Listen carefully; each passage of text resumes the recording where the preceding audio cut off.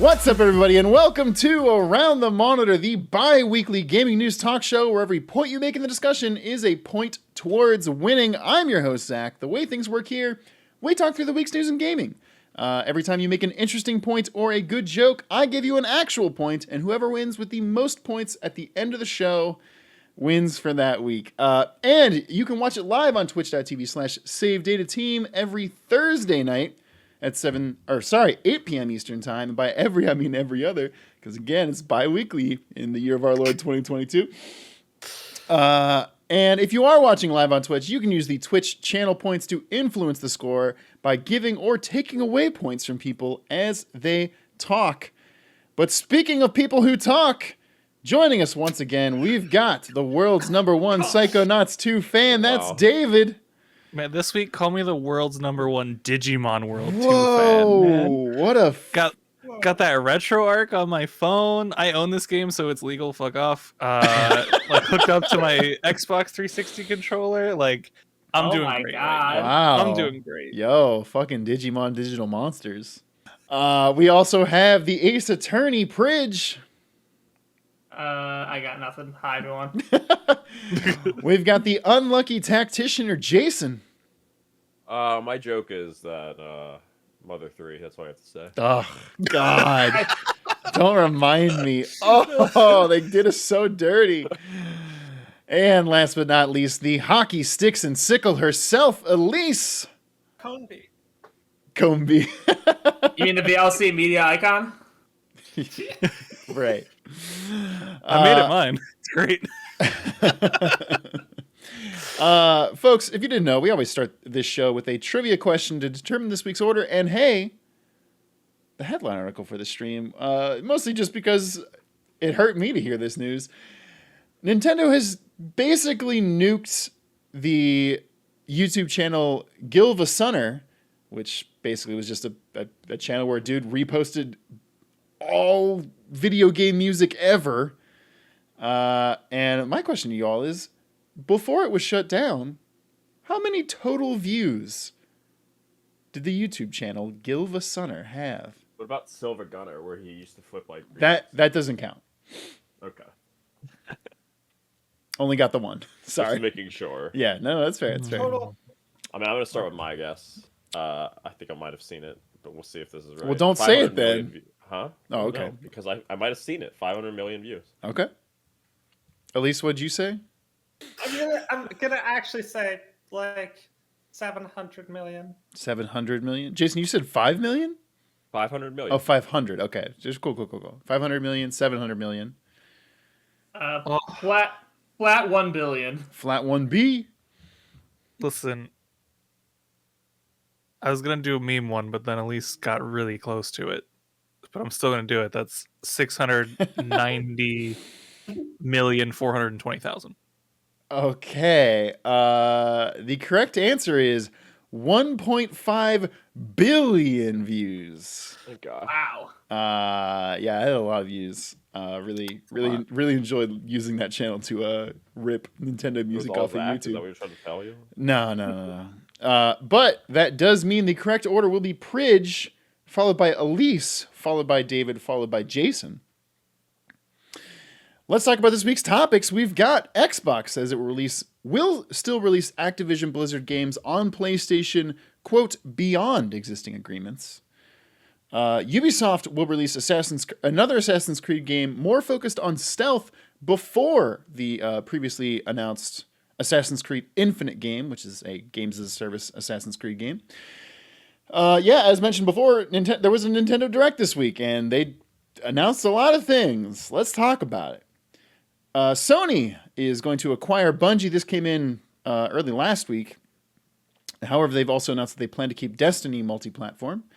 Sony also said that the Bungie acquisition is just the start of another acquisition spree. Who else do we think that they're going to be buying? PlayStation also, in relating to the Bungie acquisition, vows to make 10 live service games by 2026. Nintendo, in response to this, has said that it will not join the games acquisition arms race that we are currently in. Platinum Games director is flirting with the idea of making more games as a service type games, saying that single player games just aren't making them enough money. Team 17, the creator behind Worms, previously announced that they were doing NFTs without any of their developers knowing that they were going to do NFTs. All the developers were pissed. The internet was pissed. They walked it back. And since then, more developers working there have spoke out about the conditions at that company. Shocking the world. Nobody could have foreseen this, folks. Turns out Rockstar is actually working on GTA 6. Who would have fucking thought? You know? Can't believe it. GTA 5 is only almost a decade old. Can't believe they're working on the 6th one. Tom Holland apparently wants to do a Jak and Daxter movie. And yes, last but not least, the video game music channel GilvaSunner has been shut down after Nintendo claimed over 2,000 videos on the channel. Pridge, you have first pick. So what would you like to talk about for this week? Obviously, we have to go with the most grounded and logical and sane topic. Uh-huh. And that's that Tom Holland wants to turn the most important video game franchise of all time and bring it to the silver screen. Absolutely. That's right, everyone.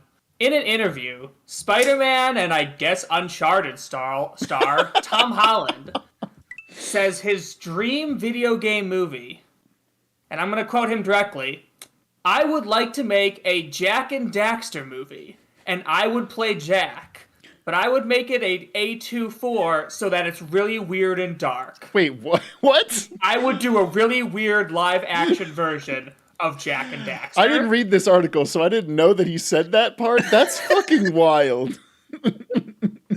So, I often come on this show and rail against how much I don't like video game movies.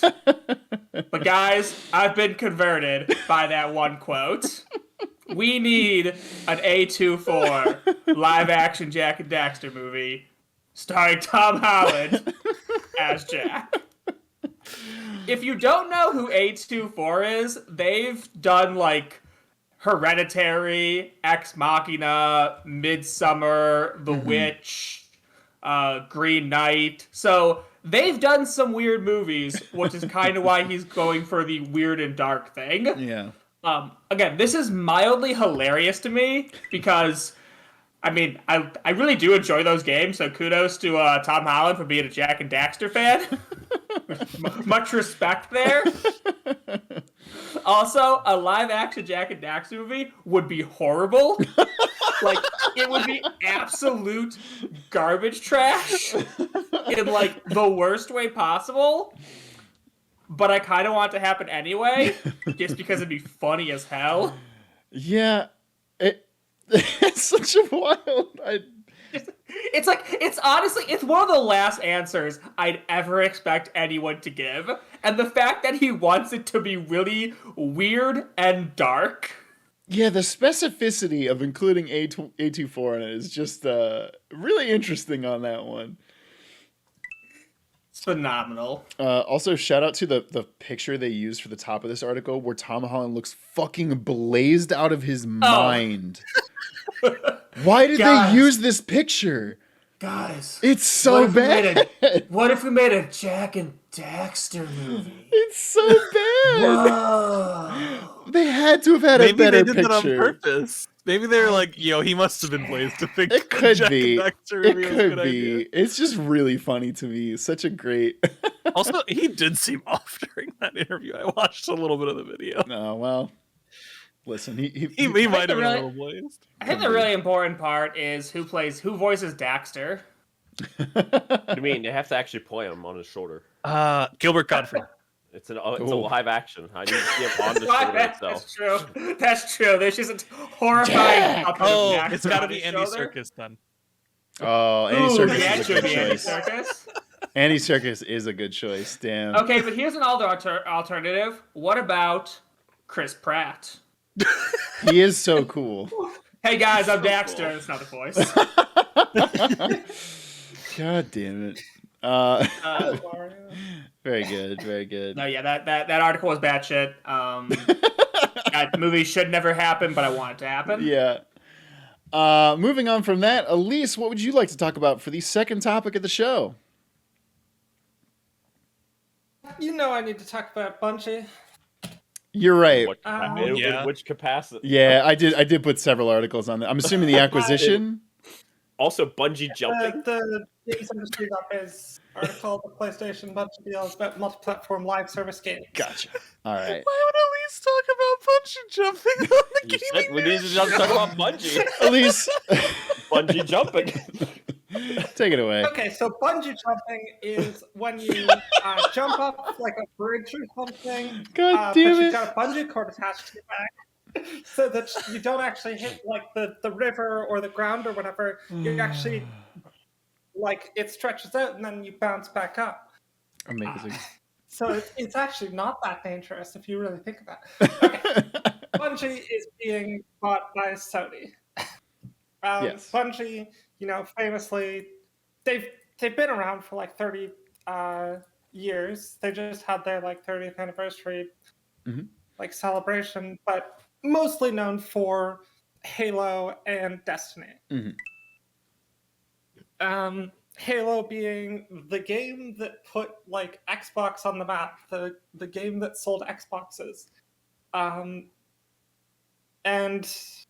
then Destiny having kind of a fraught history between Bungie being acquired by Activision Blizzard and then leaving Activision Blizzard like halfway through the life of Destiny 2, their current life of Destiny 2 at least. Basically buying themselves out and now being bought again by Sony. So bit of a like weird thing going on there. They've gone around a bit. You just can't seem to stay independent. Yeah. Yeah. So what's being said, and we'll see how much this turns out to be true, but I'm hoping it is because I play Destiny on PC.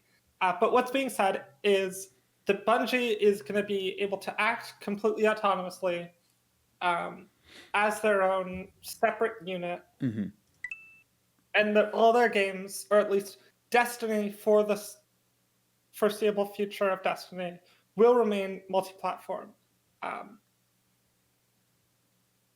And I think this is really interesting for a couple of reasons. Number one, I think we've seen it for this console cycle, but I don't think PlayStation and Xbox are really in the same game anymore. They're not competing against each other so much. PlayStation and Xbox have like different niches, and they're not trying to like convince you need to not buy an Xbox because PlayStation is where all the games are, or vice versa. It's like Xbox has Game Pass. They're trying to get you in on that deal. They're just trying to get you into the ecosystem. So if you're on PC, get Game Pass. Get the Xbox app. Maybe buy some games there. Don't buy games on the Xbox app. Just use Game Pass. Just use Game Pass. They just want you to like get in on that ecosystem. And Sony's going out on the like, we have our big budget exclusive like, Horizons and God of Wars and what have you. Fucking I was gonna say Life is Strange. The zombie one. Anyway. What's the zombie one? Oh, like? that just came. The Last of Us. Oh, yeah. That's the one. The zombie one. Yeah. Sorry. And I think this is really like a big part of that is that why would Sony acquire a game just to make it less accessible and sell it to less people? They've already like with the release of Horizon and God of War and to a lesser degree like Persona 4 on PC said basically, look, PC is not hurting our PlayStation sales at all and is making us a lot of fucking money. I think they could do the same thing with Xbox because with these like multi-platform games, like they've got their AAA like big budget. You need to buy a Sony console for this. They don't need that to be the multiplayer games that need to have a big audience to keep to keep going. And they'd be completely shooting themselves in the foot if they did. Totally. I think what's actually going on here is Destiny not only makes a lot of money, because compared to a lot of other franchises, it's not the most profitable. What it is, for one, it's reliable. It's reliably profitable year over year over year. For two, Sony isn't just games. And Destiny has been talking for about a year now about branching out into, having a movie or a TV series or, branching out into a wider Destiny franchise instead of just Destiny 2, and that's it. Mm-hmm. And Sony can definitely capitalize on that. Yeah. And then on Sony's end, they're making an MMO on a retail business model, which is really tough for them because they basically have to rely on the sales of their expansion for $60 American once a year, and then like $15 3 times a year for the seasons. And while that is profitable for them, it's also very unreliable. And they have to go a long time between big influxes of cash. And the Sony acquisition will make their lives a lot easier in that respect. They don't have to budget all the way through the year with just the one influx. True. Yeah, I think that, and I think also just the expertise that Bungie has now, having made 2 Destinies, for making these huge online massive multiplayer games, which as you mentioned is not Sony's niche in the market at all right now. No, it is not. So yeah, Bungie can probably provide a lot of insights into how to make that work more smoothly for them. Moving on, David, you're up next. What would you like to talk about for the third topic of the show? I would like to talk about A Tale of Two Nintendos. Which is the Nintendo Direct. Okay, thank you. Just making sure. Folks, there was a Direct yesterday, and per, I think, usual, it was the Tale of Two Nintendos. You have the cool Dream Fulfiller Nintendo, and then you have the Dark Dream Killer Nintendo. Now, let's go back to the Dream Fulfiller Nintendo, okay? So, Dream Fulfiller Nintendo, we already knew about Kirby. Kirby looks amazing. I'm excited for Kirby. We already knew about Splatoon. That's still coming. That was the weirdest trailer I've seen in my fucking life, but it's still coming. Triangle Strategy's coming. The demo's out. It's pretty cool. Looking forward to that game. Great. Front Mission Remake randomly got announced. Thanks, Nintendo. Didn't know I needed that, but thank you. I don't know why all the tactics games are suddenly resurging, but there's also Advance Wars coming this year. Yeah. I'm living my best life with these games. I'm so excited for them. And in terms of just, dream fulfilling announcements, we got Xenoblade Chronicles 3 as the finisher. What a good, that was awesome. I haven't even played those games, and that was awesome. We had Mario Strikers coming back. I don't think there's been a Strikers game since the fucking GameCube. And they're just like, hey, you know what? Y'all want this World Cup year? Here you go. Have Mario Strikers. Enjoy. It's a great game. And then, sorry. We also got Live. Is it Live Alive or Live Alive? David, I've heard. I think it's Live Alive. I believe it's Live Alive. Yeah. We got Live Alive, which I'm super excited for. It's basically an old JRPG that did Octopath before Octopath, but it was only released in Japan, so only 5 people in the US knew about it. So that's going to be cool. That game has a fantastic pedigree of people that worked on it too. I think the director was the Chrono Trigger director. The music in it is great. Apparently there is a song in the game called Megalomania, which is where Toby Fox got the concept for making his version Megalomania. I didn't know that actually. Thank you, Per Schneider on Twitter. Huh. Found that from him. Amazing. But super excited for a ton of these games. And then we get the other Nintendo.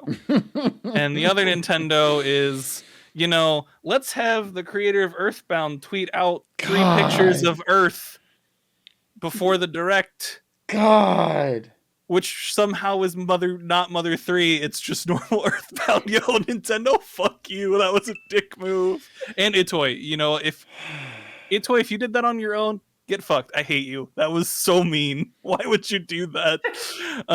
We had Nintendo kicking off the direct with Fire Emblem, kind of, which was just, man, if you watched our reaction to it, like Jason called it like 5 seconds before the directive. Like, it was probably gonna be like uncanny. Fire Emblem Warriors. It was Starts uncanny. up Fire Emblem Warriors. Yeah. Which I'm still like tentatively excited for, but like, man, I was like hyped and then just brought down like 7 pegs because Nintendo makes some weird decisions. That Chrono Cross remake that everyone was talking about earlier this year, like, oh, Blue Point's remaking Chrono Cross. Sorry, that's a remaster coming to Switch in April. Get dunked on. Like, and then Mario Kart. Everyone's like, there's new Mario Kart stuff in this direct. Mario Kart 9's coming. No, sorry, it's DLC for a game that came out on Switch 5 years ago at this point, and came out on Wii U. I don't know what. I think it's 8. 10 years ago. 8. Yeah. Like, and they're just now doing DLC for it, just with doubling the tracks. Just make a new game at that point. You're doubling the tracks. Just make 9. All right. But David, the game has sold over 50 million copies. Yeah, and so will the next one. Yeah, you're not wrong. You're not wrong. Like, I get monetarily like why they're doing it, but it's so weird for them to release DLC 5 years after the game came out. Like, it's such a goddamn Nintendo thing to do. And they have like a weird Metroid update that, like, yeah, you can die in one hit, and I'm like, I don't need that. I super don't need that. The rookie update's cool. I think that'll let more people actually play the game and maybe like it more. But yeah, and then there's like Portals coming to Switch, which is like cool. That's 10 years too late. It's such a high and lows for Nintendo of like, man, I'm super hyped. I also totally forgot about Nintendo Switch ports. But that's a high too. But like, there's so many highs, and then so many disappointments, all in the same direct. Yeah. Overall, though, I thought this direct was cool. I'm hyped for a bunch of these games. It sounds like my Switch is going to get a hefty chunk of usage this year. So, yeah, I'm hyped for it. Yeah, I think the good thing, the thing they nailed this direct was, at the very least, there were so many announcements of at least a certain quality that there's going to be a couple things for everybody there. So there definitely was, and I thought their pacing was really good. Other than the volleyball thing, other than the volleyball, yes. I think it was excellently spaced out. We know what Wii Sports is. You didn't need to explain that again. It's have one presentation that goes too long. Yeah. Whether it's Guardians of the Galaxy or that's true. I felt like if they just didn't include that, it would have been, like, in terms of pacing, a perfect presentation. I feel like someone saw in Premiere, they're like, we're at 38 minutes and 30 seconds. Can we pad this out to 40 minutes? Yeah. And they're like, oh, we'll film some volleyball. That'll do it. That's what the people want. That's what people need. It's you're writing an essay in middle school, and they're like, we need 5,000 words, and you're at like 450, and you're just like, ergo, verily, as I've said before. You go back and you like toss in some invisible words that the teacher like can't see, and you're like, wait, what? Double space thing that's actually single space. Yeah. You just made the text white. Invisible words is kind of genius, actually. Yeah. Unless they're one of those crazy teachers who actually tries to like count words. Yeah. They don't do. Teachers don't. No, they don't have time. They don't get paid enough for that. No. Shadowquill agrees and gives David a point for disappointment. So there we go. Play the clip of God. What's his name? Hercules. Hercules doing the Kevin Sorbo. Yeah, disappointment. Disappointed. Such a great. Look that up if you don't God, know what Kevin I'm talking about. Sorbo's the worst though. Oh no, is he? Oh yeah, no, he's super super Oh annoying. fuck. Okay. Moving on to something hopefully better. Jason, rounding out the group, give us the final topic of round one. All the positive news you put in. I'm talking about PlayStation doing more than 10 live service games by 2026. All right. Well, please take it away. All right, so let's just bring an interesting concept here. So, would you like Nintendo to do live sports sims over internet? No, you wouldn't. Would you like Stadia to come up with anything creative, conceptually, or like know how to run a business? You wouldn't expect that. No. Would you like save data to never have any technical difficulties before they start any of their streams? No, that's probably not going to happen. Today. Not today, but most of their streams, technical difficulties Okay. seep through there. Let me just tell you. So you're not expecting that, like, you know. So like when PlayStation, master of single player games and all of that fun stuff, the single player experience doesn't really play to their core audience, which I think is what they're getting out of, and especially now that PlayStation has become like Thanos here and trying to get like game companies. If you read the title of this article, you get a little worried. Maybe not because of game as a service. That's kind of worrisome by itself. But then you read the term 10, more than 10 actually. So it's just like unquantifiable right there of how many games they're going to have of games of service by 2026. 1 million is more than 10. Yeah, a little bit more than 10. They could release a billion. I swear it's under like 1,000, but greater than 1 is what they could have just said. Too. Okay. And I'll be like, yeah, okay, great. Thanks, Sony, for really narrowing it down. But like, the main problem I have with this is, again, you're already ignoring your core issue or your core audience by doing this. I don't care if there's more multiplayer games on PlayStation. That's perfectly fine. If anything, they need that if they really want to excel, and that's probably why they're getting all these companies. But when you see that overreach, that overgrasp, and like, I know it's just a news article, but like when you see a headline like that, that just to me means you don't know, like I said, that like your quantity over quality is really deteriorating here. Like, I don't need 5 extra games. I want 1 really solid good multiplayer game or 2 good multiplayer games by 2026 that you can say as a game of a service. Whenever you overreach or overextend on that, you get games like Battlefront, which is a really bad new Battlefront, not the old one. The old one, sacred. But the new one, you get games like that, like they don't know what they're doing or what their goal is when making the game. They get the IP and then they crumble and they don't have time to devote to it. And they're already making the second one. Like, I don't need them to have massive amounts of options. I need them to have 1 really good option. And that's what Sony should be focused on, especially if it's not their area of expertise. If Nintendo wants to do a sports game, fine, but I wouldn't expect them to do what they already just showed. The show. Well, yeah, they just showed the show. Yeah, MLB the show. It was so bad. I'm like, I don't need you guys to do that. If I wanted to play that, I'd play it on Steam, or I'd play it on PlayStation or Xbox, like one of the other ones who does that like live sim much better. You guys focus on what you want to do. Don't like try to extend outside of your box. Like, you don't have to do that. And I think Sony's doing that in multitudes of ways in this one. Not just making games of service, which they're already extending on, which again, maybe do 1 at a time. Make a really good games of a service, go from there. Don't do 10. Okay, like I can't even come up with 10 really good fucking multiplayer ideas right now that they can make.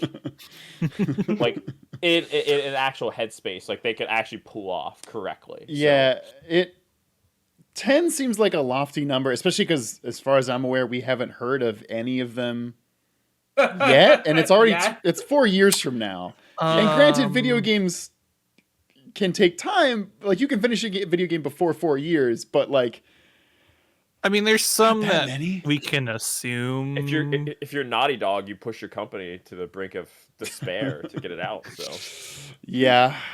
Well, as I say, speaking of Naughty Dog, I think the one we know about is whether it's Last of Us Factions 2 or if it's become a separate game at this point. Whatever the multiplayer mode for that was, I'm assuming is one of the 10. Yeah. I would guess Twisted Metal. Oh, yeah, they could. Yeah. I mean, that's enough time for Twisted Metal. Yeah. A good Twisted Metal though. Oh, that You're asking doesn't for exist. you're asking for way too much here, Jason. Come on. Don't get ahead of yourself, kid. They gotta make it in time to catch up with the HBO show that they're doing. Is it HBO? okay. I don't know who's doing it, but somebody's making that Twisted Metal show. Oh, that's right. Yeah, I forgot. I wanted to forget about that. Yeah, No, I think we all did. And Mackie agrees, says Jason, that opening. Also, sorry about the direct, pouring one out for my favorite tactician. It was not that bad. No, it was. I'm gonna play Triangle Strategy probably this weekend. Yeah, I was gonna say that direct was like, man, you don't get Fire Emblem, but you do get like 3 other tactics games this year. So. Yeah, that's true. And That's you true. get kind of Fire Emblem. Yeah, you are Fire Emblem's eating. sister, which is Advance Wars. That's yeah. Yeah, you did get Advance Wars though. And Pridge. that mech game. The mech game. Front mission. Just call it the mech Front game. mission, yeah. Insult David like that. The mech game. Front mission. Pridge, It's not insulting to me. I've never played it. Pridge, what would you like to I talk just always about wanted to. for your second topic of the show? All right. In the famous words of Fallout Boy, What? it ain't a scene. It's a goddamn arms race. unless you're Nintendo. Wow. In which case, it might just be a scene. Bridge, that was such a good intro. Holy shit. See what I did there, guys? See what I did there? Wow. So, Nintendo's president, Shuntaro Furukawa, has stated that Nintendo is not planning on joining the studio acquisitions arm race that Sony and Microsoft are currently engaging in. Obviously, most evidenced by the Blizzard acquisition, followed by the Bungie acquisition. Nintendo has basically said it's not really looking to go out and purchase other studios at this time to try and keep up with them. And in other news, yeah, water is wet. Nintendo has absolutely zero need to go out and play this game. They have sat on this weird periphery of the console wars where they're like sometimes discussed as being part of it, but then most of the time not, for such a long time now. Ever since they've invested so heavily into handhelds, or at least like, dual handheld sit-down consoles, they've always, they've always done their own thing. So there's really no reason for them to try and compete with Microsoft and Blizzard on these studio acquisitions. No one else is, they got what they need to have. They got Mario, they got Zelda, they got Pokemon, they got Fire Emblem. They got this shit. They don't need. Why engage in a fight? You don't need to. The better part of wisdom is discretion or something. I'm messing up a quote there, but like, there ain't no reason to get into a fight you don't gotta be in. So the fact that Nintendo, I agree with Nintendo, but this almost shouldn't even need to be said. I don't know if anyone was expecting Nintendo to get on this arms race. Like, could anyone here think of a big company Nintendo would try and buy? No. That's an actual question. If anyone else has one, please let me know. I'm curious what your thoughts are. Not a big company, but I could see them picking up like a Grezzo or Zoom tight. very good. No, yeah, the company that makes a lot of their like ports and stuff. I could see Yeah. I could see them picking up Mercury Steam, but that's about it. Oh yeah, the people who just did Metroid Dread. Yeah. Yeah. Yeah, small things. That's but again, I don't even know if that counts as an arms race if if two sides are getting ballistic missiles and you just bought a Luger. Yeah. What if like next year Nintendo bought like Square Enix? How fucking funny would that be? That would be wild. That would be the most batshit thing. That would be the most Square batshit Enix would be like, "What the ever, fuck? actually. No, we can't publish our games on strong hardware anymore." Final Fantasy is only pixel art from now on. Bringing it back to the roots, folks. But yeah, that's really all I got. Nintendo's not entering the arms race, and that's not surprising in the slightest. No, it's a thing of like why buy the cow when you can get the milk for free? Like, people who are making these games that are doing well for them aren't making them for other hardware. They're making them for Nintendo Switch because that is like one of the fastest selling consoles of all time right now, and they're doing good. Like they're fine. They don't need to buy Yeah, they don't need to take any risks here. They don't need to spend these huge multi-million-dollar acquisitions. Yeah. There's no. Oh, wait, discretion is a better part of valor. Yeah, that's the quote I was that's the trying quote. to say. But also, like, What probably isn't applicable to this situation, but fuck it. you talk about Microsoft buying Activision Blizzard. That's for almost $70 billion. I believe I read somewhere was like they could have bought Nintendo for $80 billion. I'm like, yeah, Nintendo's not fucking swinging this giant don't get me wrong, $80 billion, a lot of money. But like, they're not like, oh yeah, we're just gonna go out and buy EA. We're fucking Nintendo. Right? Like, come on. There's no point, and there's no point to. So yeah, exactly. Both Ann Mackey and Ever Entropy also loved your Fall Out Boy reference intro, and both gave you a point. So. Thanks, guys. Congrats on that one. Thought that one for a long time.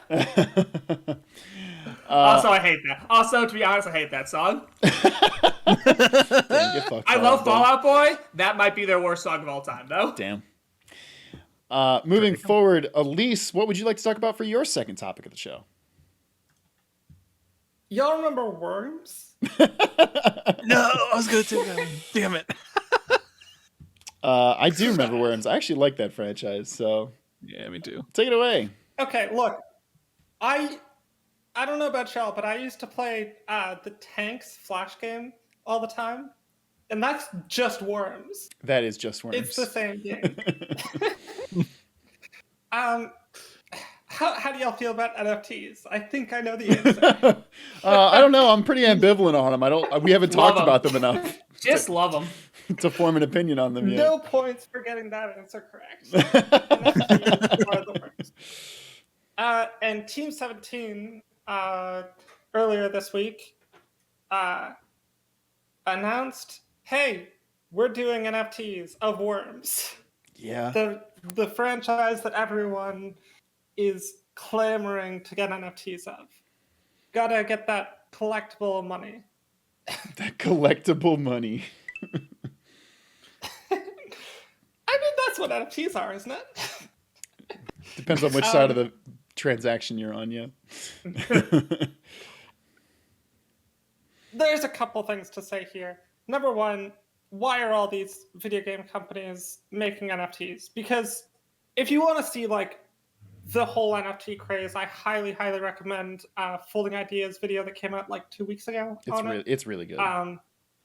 It's really good. But this isn't like, at least from what I can tell, these big companies that are getting into NFTs just to like make a line of NFTs and cash out aren't the NFT bros. They're not like trying to commodify the entirety of the world.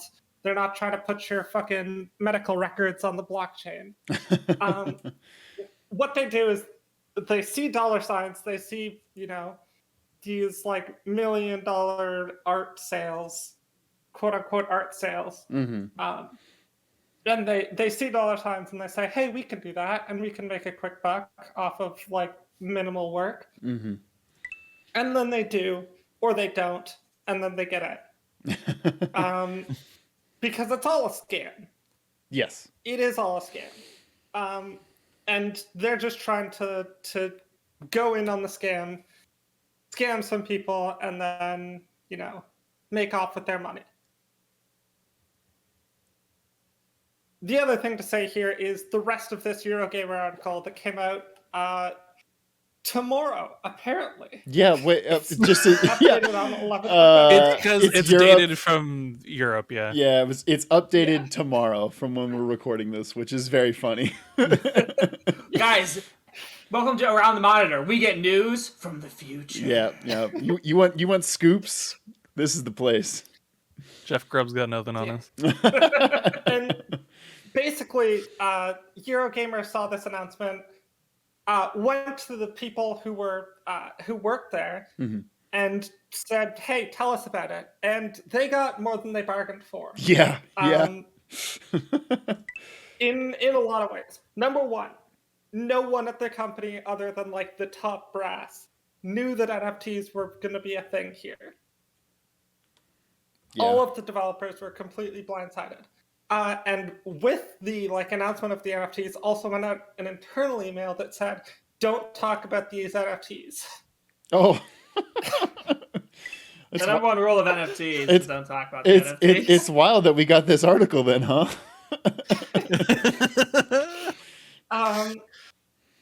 Eurogamer looked into it some more, and there's lots of things going on here. Number one, the pay at their QA is horrendous, like 16,000 pounds, which is like what, 30, like Not even. $8,000. I think it's closer American? to 20, Oh my God. 25. $25,000 American per year for the base rate, or up to 19,000 pounds for a senior QA role. Woo. Oh, it's worse. It's 20,000. It's Oh it's my 20,000. God. Okay. 20,000 US Jesus. dollars. Jesus Christ. Superstar. Yeah. So completely like, and as you might expect, because this is a video game company, horrendous crunch. Yeah. Like, they have a hard limit of overtime to 8 p.m. on any given day, and many staff members said, no, we don't actually. Most of us have worked past 8 p.m. Completely unpaid. Yeah. Some have said, like, they do have their 1.5 times overtime rate. Lots of staff said, actually, we've worked a lot of unpaid overtime. They've also said Wakefield is the the Wakefield office is where their like QA and everything is. It's their headquarters. They've also said that like the boss asked them to clean their car and wrap gifts for their children. Absolutely fucking not. Are you kidding me? Oh. The fuck? Yeah, just completely like abuse of power shit like that. Bestwick is the CEO.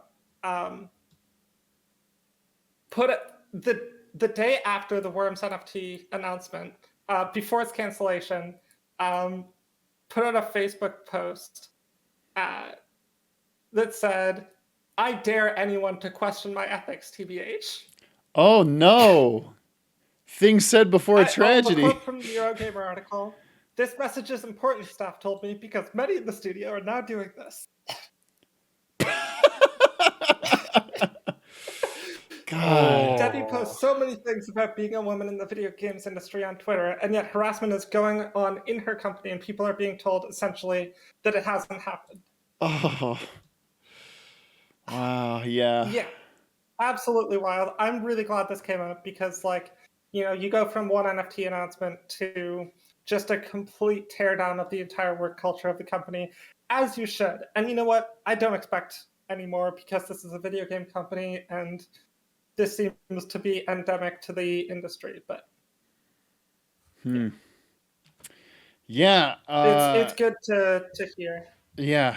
Yeah, they and it should be said they make other games apart from Worms. They also worked on Overcooked and The Escapist, two pretty largely popular games.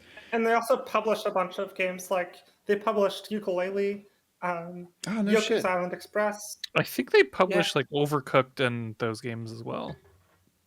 Oh, they published. They Okay, worked on Overcooked actually. Wow. Oh, That's why it's so overcooked. And the Survivalists. Got him. It's like a pretty big like indie games like Yeah. market. Damn. Company. That's yeah. So go give your game of the read. There's a very extensive article, and there's It's a a good lot article. of it's a good article. wild It's a really good article. stories in it. So check that out. Couldn't cover it all in my short time, but Oh, you mean your 8 highly minutes of recommend talking? giving it a read. Look, it's a long article. But who's counting? Catching up with the chat, and Mackie gives a point to release for reaching across time and space to bring us the news. Pretty metal. Shadowcoil gives a point saying, I actually liked Overcooked and a lot of their couch co-op games. This is a shame. I am heartbroken. And Halucha giving a point for Elise, always bringing up great topics. Thank you all very much. Moving forward, though, I we've mentioned in passing, but the NFTs have been canceled. yes. They after they got dumpstered for this internally and externally, they were like, "Oh no, we're not doing it anymore. Sorry, everybody." But yeah, this article still came out and looks pretty bad. So, David, what would you like to talk about for your last topic of the show? See, I could talk about the one in the Twitch description, but I'm not. I am going to talk about Platinum Games. Oh, yeah, Platinum. Platinum Games. They've made games. So Platinum Games, they make Thank you, David. They make some banger games. They make. Go ahead. Sorry to cut you off. Thank you, man. They make some banger games. They made Bayonetta. They made Metal Gear Rising: Revengeance. They made the one good Transformers game, Nier Automata, Astral Chain. They're making a bunch of cool stuff. There's one commonality between pretty much all the games that they've made so far, and that is none of them are live service games. Not a single one. And you know, when they've gone outside their comfort box of character action games, beat 'em ups, whatever you want to call them, they tend to make some garbage. They made Star Fox Zero. Oh, they did make that. They Shit. did make They that. did. They made Wow. Star Fox Guard. I don't even know what that one is. Exactly. They made the TMNT game from 2016 that has like a 50 on Metacritic. Yeah, they did. So when they go outside that character action comfort zone, they tend to make some pretty shitty games. Granted, they make some fantastic character action games. Now, Star their Fox new- Guard was Star Fox Guard was a tower defense game Huh. that came for the Wii U in 2016. Oh, well, that explains why nobody did they played make it. that? Scores appear to be mid to low 70s. Better than TMNT. I know, right? But my point here is they don't do super well when they branch out. You could argue Nier Automata branched out a bit into like more RPG stuff, but really like character action's their core. And their new CEO announced like, hey, we want to get into live service games next. You know, that thing that everyone loves and definitely wants Platinum to work on. Yeah. Rest in peace, whatever game that is that he's talking about, because now I want you all to think back in the past couple years. We got a trailer for a game called Babylon's Fall. Remember that first one? We're like, oh, this looks like kind of like God, was it Greedfall? Not Greedfall. Godfall? Godfall, except like better in that first trailer. And then the second trailer came out and they somehow made it visually look worse. And they're like, oh, by the way, it's live service. And all of us groaned audibly Instantly lost our interest and in lost the game, all yeah. interest. Platinum, why? Because You the money. you do it. Listen, yeah, I get it. You want money. And like, it sounds like too from this article that Scalebound was meant to be like kind of a Monster Hunter game, but with like the character action skills of Platinum, which is the only potentially live service game that I would trust Platinum to make. Yeah. That's literally it. Nothing else. So like, Platinum, stick to what you're good at, all right? Or do a small one so that when you fail at it, like, it doesn't bankrupt you and you go away, because like you make cool stuff and I would like to continue playing your cool stuff and not the not cool stuff that is this live service whatever you're gonna make. Yeah. I just Maybe everything doesn't need to be live service. maybe there is maybe Nintendo should buy Platinum. There we go. We don't have to worry about their financials. that's the biggest one I could see Nintendo purchasing, actually. Like, Yeah. I could see that happening. But Yeah, like, I mean, that's not terrible. You know, they did. but they're working on Astral Chain and they're working on Bayonetta. like 4 or 5 projects right now. It's too They're much. working on Soul Cresta, which is a shmup. It's small, so I Yeah. don't think that's a huge thing for them. Shmup? Shoot 'em up, shmup. Oh, shoot 'em Short. up. I've never heard it called that ever in my life. Oh, people say it all the Really? time. Yeah. Yeah. I learned something new today. And Mackie, they did a Legend of Korra I game. learned That how was to play also Tommy kind of a Shooter, character action too. game too, which is why it was like probably the only good Avatar game. I'm including the Avatar game that David? Ubisoft's making. Yes. That was a good Yes. Yeah, I That didn't was a play good game. Vanquish. I don't know what the fuck that is. Vanquish was great. Okay, who played it? Third-person shooter. dig. Oh, And listen, Shmup, dude. okay, they branched out and did one good thing. You think Vanquish would have been good if it was like super live service, Elise? of course not. Oh no. Of course No not. way. See, Oh, yeah. there's my point. Like, listen, I don't need this from you, Platinum. I get you want money, but like, Yeah. just keep doing what you're doing and try to appeal to wider audiences instead of making a live service game. I think Like, yeah, I think it's just they're feeling financially strained right now because character action while they make the best character action games in the business, character action games aren't super popular mean, sales wise. they do like I feel like Nier did with the pretty exception of darn well. Nier. With the exception Astral of Nier. Chain, I think, did pretty darn well. Bayonetta does pretty darn well. I think Bayonetta 2 sold really Well, bad. yeah, because it was on the Wii fucking U. Yep. Well, That's their fault for partnering with Nintendo on the Wii U for that one. that's But fair. like, my point is, get it to a wide audience. Hey, guess what? The Wii U wasn't a wide audience. It was the narrowest audience you could have done in the past like 30 years in gaming. That's fair. But yeah, like they've got Soul Cresta, they've got Babylon's Fall, which everyone is no longer interested in. It's supposed to come out this year. Bayonetta 3, the only good game they're working on that I know of. Project GG, whatever that is. That's their almost parent- certainly going to be the first. That's almost And that's certainly gonna be their the live service thing, That's, so, yeah, it's like- going to be the first one. And it might be like related to the Wonderful 101, which why? Hey, Why? hey, there are dozens of people that love that game. There are dozens, and they're helping with like a Grand Blue game. But like, man, if you're cash strapped, it's because you're taking on shitty projects. Like, I'm sorry, Platinum.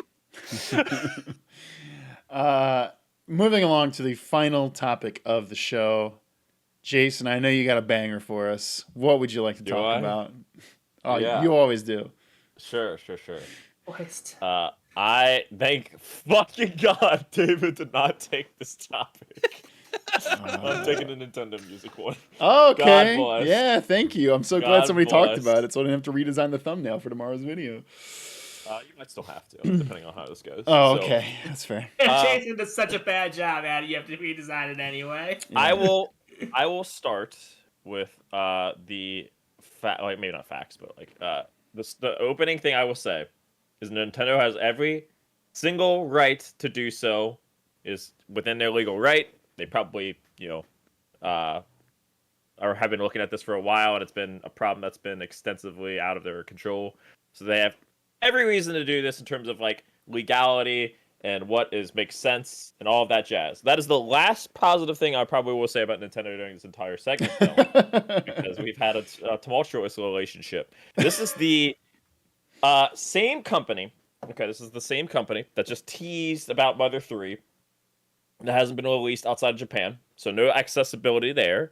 This is the same company that has a bunch of Fire Emblems that they still haven't brought over and release them to the States, but get pissed when people try to find access to play their legendary games. This is the same company that doesn't understand the internet so much to be able to run their own Nintendo Online without any hiccups. Like this company, this is the same company that also had problems with people streaming their games on Twitch for a large majority of the 2010s. Yes. That gets swept under the rug, but they really did. You almost like had to like watch your back when you were like streaming their games or doing anything content-wise with their games, making reviews or something like that. They were really sticklers about that. I remember like, not to plug, but like Angry Joe had to like take down videos because Nintendo copyrighted them. They're probably one of the hardest to review. This company provides 0 ways to access their music and just eliminates a large chunk of ways to access their music, which, look, they make good shit. I still listen to it when I run. That's how I run so fast, 2 miles a day, faster than Carl. Suck it, buddy. But, like, I listen to this while running, I listen to this while working, and it just sucks to not have ways to access this music in a very efficient manner. Like you could put it on Spotify, you could put it on YouTube Music. They don't offer any counter alternatives to just deleting libraries and chunks of like history and accessibility right there. And that's probably my biggest beef with it. If like you want to do this, fine, go ahead. But now guess what I have to do right now? This is what I'm doing.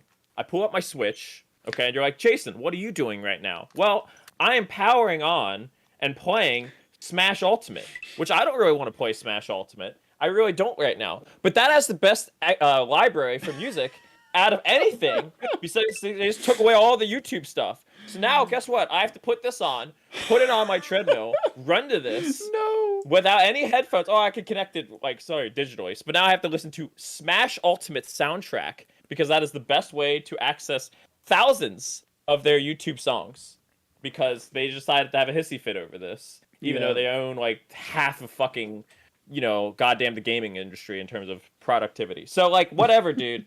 Do this if you want. Just know, like, in terms of earning ire with the fans, easy way to do it. Right here. Yeah. You just presented Exhibit A. So thank you, Nintendo. God bless, dude. It's a wild choice, and especially unfortunate for them to do it at right around the Direct. I feel like them doing the Direct was kind of them trying to cover for like, we're doing a really shitty business thing underneath the table, but don't pay. Look, Carby, folks. We got Carby. Carby is cursed cute. It's true. But hey, Jason, you're a man of the people because the people loved you. And Mackie gives you a point saying, get him, Jason. Halucha says, Jason snatched Nintendo's wig for all their indiscretions. Drag him. And Croissant gives a point saying, I want to give you like 1,000 points for this. Well, you still gave him one. And guess what, folks? That's going to do it for this week's stream, which does in fact mean David, Pridge, and Elise, and it's time to go home and become family folks because this week's winner is Jason. Jason, are you ready for your minute to win it? I did not expect to get this far. Listen, I told you, you always bring the heat. Come on. What am I going to talk about? Yeah, I got a minute to win it. All right, take it away. Take it away. Has anybody heard of our Lord and Savior, Fire Emblem? No, but if you watched the Nintendo Direct, you would have seen a little clip of Fire Emblem Three Houses Warriors, which we will not talk about for this minute to win it. I want to talk about triangle strategy. I would advise everybody to give this a go in your time of drought for tactical games because it's free right now and see how you like it. And people need to access their minds for gaming. So I like when they play tactical games and show off their skills and such. Until newer games come out, then you can experiment with those. Play Advance Wars, for example. Probably find ways to play that so Nintendo can get pissed off. You'll find a way instead of actually buying the boot camp. We'll see. I did not just encourage that behavior over my minute to win it, but I just definitely did. Yeah, like there's a bunch of tactical games come out. This might be, I think it reminds me of like I forget it was like 2019, maybe 2020, when a bunch of tactical games like Gears Tactics, XCOM made their game. There was another one. The year where Flight Simulator 1. There was a lot of good tactics. I think that was 2020 or 2019. Yeah, so there was a lot of good tactics. It was 2 years in a row, wasn't it, that they won Best Strategy Game? Yes, it did. So, but the second year, like there was not many as good as tactical games that year. That's I will fair. say. That's I fair. played all 5 of them the one year it won. Anyway, just play games for you from that era or whatnot. There's a bunch from 2020. If you look at any of the Game of the Year list that's not Flight Sim, all of those games are also worth your time. So if you really want the tactical itch, until Fire Emblem gets hopefully announced June, but we've been saying this for the last like 5 directs as a community. So. But we're never in a spot where we're Metroid Prime, so we got to be thankful about that. So thank you for that final dig at me and my dreams. But it's deserved at this point. I've accepted that I am walking through the desert of Metroid Prime 4, so we'll hear about it someday. But It's okay. At least that game will come out on like Beyond Good and Evil 2. So. Hey, dude, you posted a link saying this week that they're still working on it. It's in pre-production after 5 years. Oh, okay. No, that's pretty bad. I didn't read the article because I didn't care. But, folks, thank you so much for watching this week's episode of Around the Monitor. Other things you can check out from us this week.